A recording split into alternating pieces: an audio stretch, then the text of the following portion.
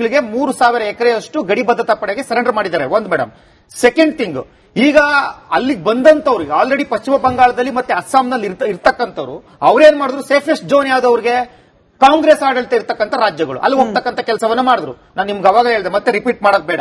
ಇವತ್ತು ಪಶ್ಚಿಮ ಬಂಗಾಳದಲ್ಲಿ ಬಿಜೆಪಿ ಸರ್ಕಾರ ಆಡಳಿತಕ್ಕೆ ಬಂದ ಮೇಲೆ ಅಂತ ಡೇಟಾ ಮೇಡಮ್, ನಾನು ಡೇಟಾ ಪ್ರಕಾರ ಹೇಳ್ಬಿಡ್ತೀನಿ.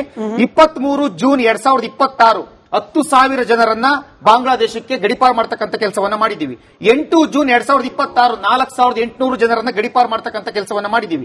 19 ಮೇ 2026 1,930 ಜನ ಗಡಿಪಾರಾಗಿದ್ದಾರೆ.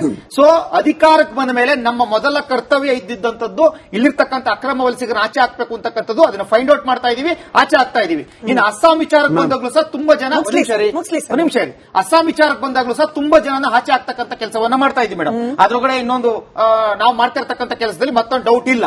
ಮತ್ತೆ ಇನ್ನೊಂದು ಅವಾಗಿಂದ ಚರ್ಚೆ ಆಗ್ತಾ ಇದೆ, ಮಾನ್ಯ ವಕೀಲರು ಸಹ ಹೇಳಿದ್ದಾರೆ, ಯಾರ ಅಂಡರಲ್ಲಿ SOP ಬರುತ್ತೆ, ಯಾರು ಅರೆಸ್ಟ್ ಮಾಡಬೇಕು, ಯಾರು ಬಂಧನಕ್ಕೆ ಒಳಪಡಿಸಬೇಕು, ಮತ್ತೆ ಡಿಟೆನ್ಷನ್ ಸೆಂಟರ್ ಯಾರು ಕಳಿಸಬೇಕು ಅಂತಕ್ಕಂಥ ಕರ್ತವ್ಯ ರಾಜ್ಯ ಸರ್ಕಾರದ್ದು, ಕೇಂದ್ರ ಸರ್ಕಾರದಲ್ಲ.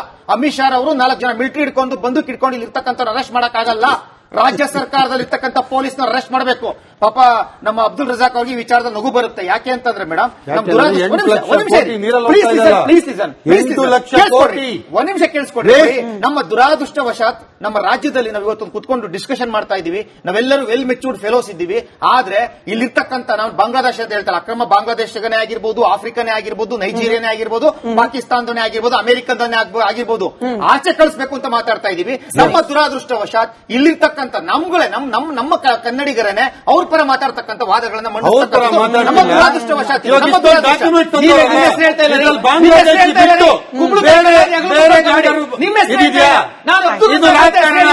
ಅಬ್ದುಲ್ ರಜಾಕ್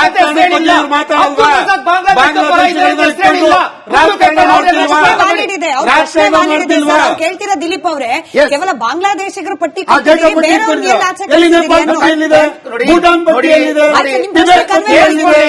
ಪ್ರಶ್ನೆ ಕೇಳಿದ್ಮೇಲೆ ಉತ್ತರ ಕೇಳಿಸ್ಕೊಳ್ತಕ್ಕಂಥ ಧೈರ್ಯವನ್ನು ಮಾಡಿ. ಇಲ್ಲಿರ್ತಕ್ಕಂಥ ಪ್ರತಿಯೊಬ್ಬರನ್ನು ಸಹ ನಾವು ಕಂಡಿಡ್ತಕ್ಕಂಥ ಕೆಲಸವನ್ನ ನಮ್ಮ ಕೇಂದ್ರ ಸರ್ಕಾರ ಮಾಡ್ತಾ ಇದೆ, ಮತ್ತೆ ರಾಜ್ಯ ಸರ್ಕಾರ. ಇವತ್ತು ನೇಪಾಳದವನಾಗಿರ್ಲಿ, ಇಲ್ಲಾಂದ್ರೆ ಬಾಂಗ್ಲಾದೇಶದವನಾಗಿರ್ಲಿ, ಮಯಮ್ನಾರನಾಗಿರ್ಲಿ, ಅಮೆರಿಕದೊಂದಾಗಿರ್ಲಿ, ಒತ್ತು ಒಳಿಕಾಕ್ಲಿ. ಯಾಕೆ ಏನ್ ಮಾಡ್ತಾ ಇದ್ದಾರೆ ಅವರು? ಯಾಕೆ ಅರೆಸ್ಟ್ ಮಾಡಕ್ ಆಗ್ತಾ ಇಲ್ಲ? ಯಾಕೆ ಧೈರ್ಯವನ್ನು ತೋರಿಸ್ತಾ ಇಲ್ಲ?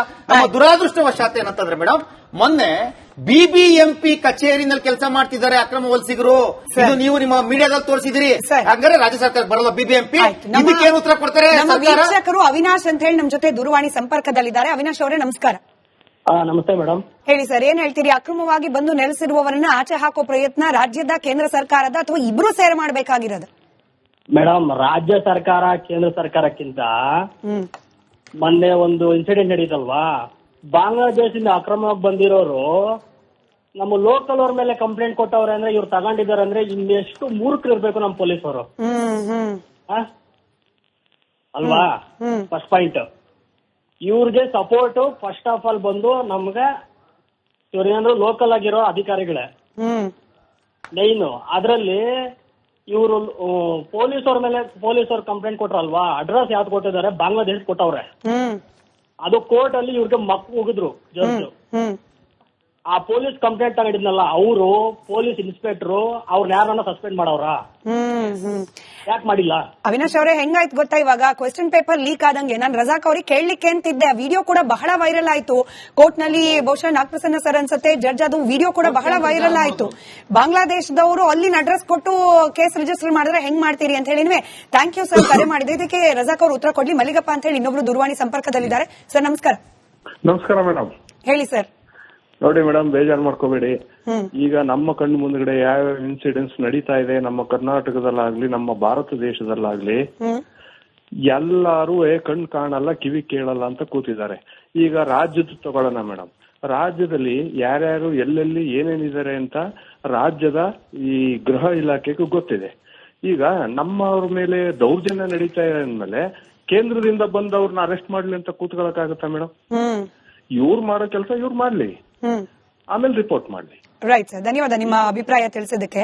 ರಜಾಕ್ ಅವರು ಏನಾಗ್ಬಿಡುತ್ತೆ, ಆಡಳಿತಾರೂಢ ಪಕ್ಷ ಯಾವ್ದಿರುತ್ತೆ ಅವರ ಆಲೋಚನೆಗಳು ಹಾಗೆ ರಾಜಕೀಯ ಲಾಭ ನಷ್ಟದ ಲೆಕ್ಕಾಚಾರಗಳು ಯಾವ ರೀತಿ ಇರುತ್ತೆ ಆ ರೀತಿ ರೂಲ್ಸ್ ಗಳು ಬದಲಾಗ್ಬಿಡುತ್ತೆ ಅಂತ ಹೇಳಿ. ಈಗ ನಮ್ಮ ವೀಕ್ಷಕರು ಒಂದು ಉದಾಹರಣೆ ಕೊಟ್ರು, ಕಂಪ್ಲೇಂಟ್ ಕೊಟ್ಟರು ಕೂಡ ತಗೊಳ್ಳಿ ಅಂತ ಹೇಳಿ ಪೊಲೀಸರಿದ್ದಾರೆ ಅಂತಂದ್ರೆ ಮೇಲ್ಗಡೆಯಿಂದ ಅವ್ರಿಗೆ ಏನೇನು ಇನ್ಸ್ಟ್ರಕ್ಷನ್ ಬಂದಿರುತ್ತೆ ಅಂತ ಹೇಳಿ ನಮ್ಗೆ ಅರ್ಥ ಮಾಡ್ಕೊಳ್ಳಿ ಕಷ್ಟ ಅಲ್ಲ. ಇದ್ರ ಜೊತೆಗೆ ನೋಡಿ SIR ಆಗ್ತಾ ಇದೆ, ಅಕ್ರಮವಾಗಿರ್ತಕ್ಕಂತ ವೋಟರ್ಸ್ ಅನ್ನ ಡಿಲೀಟ್ ಮಾಡಬೇಕು ಅಂತಿರುವಾಗ ರಾಮನಗರದಲ್ಲಿ ಒಂದು ಇನ್ಸಿಡೆಂಟ್ ಆಗ್ಬಿಡುತ್ತೆ, ಎಲ್ಲಾರನ್ನೂ ಸೇರಿಸಿಕೊಂಡು ಒಟ್ಟೊಟ್ಟಿಗೆ ಎನ್ರೋಲ್ಮೆಂಟ್ ಮಾಡಲಾಗ್ತಿದೆ ಅಂತ ಹೇಳಿ. JDS ಪಕ್ಷ ಬಿಜೆಪಿ ಪಕ್ಷ ಹೇಳಿದ್ದೇನು, ಅಕ್ರಮ ಬಾಂಗ್ಲಾದೇಶಿಗರು ವೆಸ್ಟ್ ಬೆಂಗಾಲ್ ಇಂದ ಬಂದ್ಬಿಟ್ರು ನಮ್ಮ ರಾಜ್ಯಕ್ಕೆ ಬಂದ್ರು, ಅವ್ರಿಗೆಲ್ಲ ಲೀಗಲೈಸ್ ಮಾಡ್ತಾ ಇದ್ದಾರೆ. ಕೇವಲ ಅಲ್ಲಿ ಸಾಮೂಹಿಕವಾಗಿ SIR ಮಾಡಿಸ್ತಿರೋದು ಮಾತ್ರ ಅಲ್ಲ, ಇವರು ನುಡಿಸ್ಕೊಳ್ಳಕ್ಕೆ PRC ಕೂಡ ರಾಜ್ಯ ಸರ್ಕಾರ ಕೊಡ್ಲಿಕ್ಕೆ ಮುಂದಾಗ್ತಾ ಇದೆ.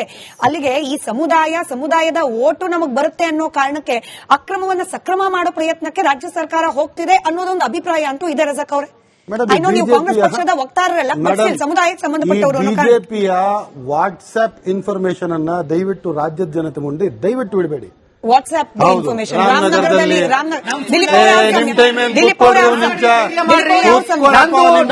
ಸುಳ್ಳಾಗಿದ್ರೆ